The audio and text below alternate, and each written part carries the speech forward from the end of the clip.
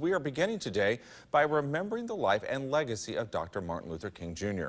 Across the country, people are honoring him on the 50th anniversary of his death, including right here in the Cape Fear.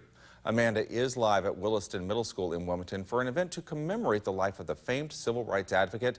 Amanda, tell us more about what's happening.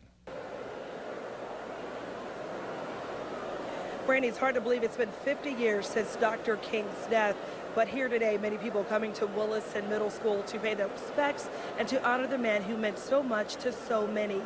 Now, I want to show you just behind me, just some of the crowd as they're filling in. Doors opened at 5:30, and the program will begin at 6:30. They allowed a little singing to go on just a few moments ago. Choir, somewhat of a celebration. Again, we are honoring his life and his legacy. And although it's been 50 years, we got a chance to take a trip to a special museum.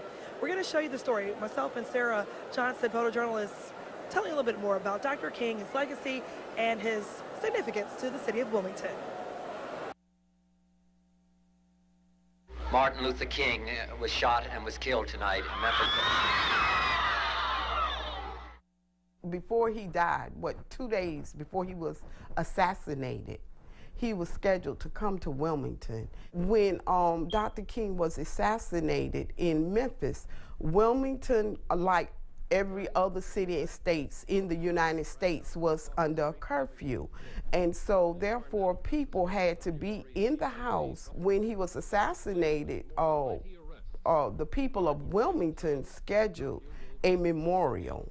And so they scheduled the memorial for 3:00 p.m. The mayor, the police department, they moved the curfew up to 3:00 so Wilmington did not get the opportunity to memorialize Dr. King. And it really buried what Dr. King stood for, because Dr. King, whatever city and state that he came to, he made a difference. His life was constantly on the line. He could never walk the same path. So he said that he wanted to be remembered, you know, not a person to receive a lot of degrees, but as a drum major for peace, justice, and righteousness. I still have a dream. It is a dream deeply rooted in the American dream. Together on April the 4th, 2018, we now can come together and, you know, mourn together, laugh together, and rejoice together. Had he come to Wilmington, there would have been, you know, flowers would have bloomed. And so now we're going to look around and see what comes out of this. Many of our African American leaders were sacrificed, but I am so happy that we as a community here in Wilmington, North Carolina, that we can make this right and start a new beginning. Right now, hundreds of people are gathering to pay their respect to Dr. Martin Luther King Jr. at Williston Middle School in Wilmington. It was 50 years ago today he was assassinated in Memphis, Tennessee. WWAY's Amanda Fitzpatrick sat down with the founder of the Burnett Eaton Museum to learn more about the history of Dr. King and his connection to Wilmington. It is the big story at 7.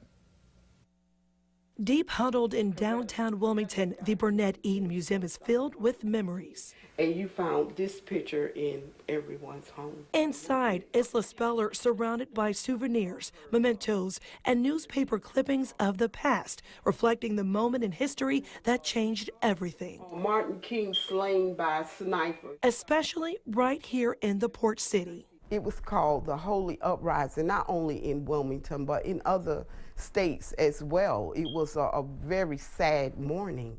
Just a few days before he was assassinated, the legendary civil rights leader was supposed to be at Williston. He was scheduled to come to Wilmington prior to the sanitation strike. So he went to calm some of the rioting that was taking place, or rock throwing that was taking place in Memphis.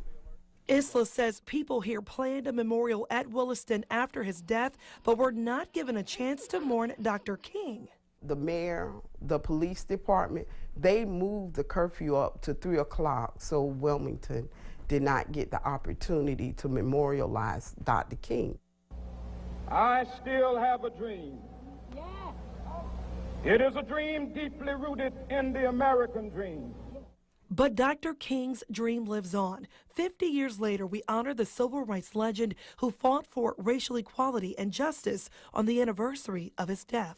Together on April the 4th, 2018, we now can come together and, you know, mourn together, laugh together, and rejoice together.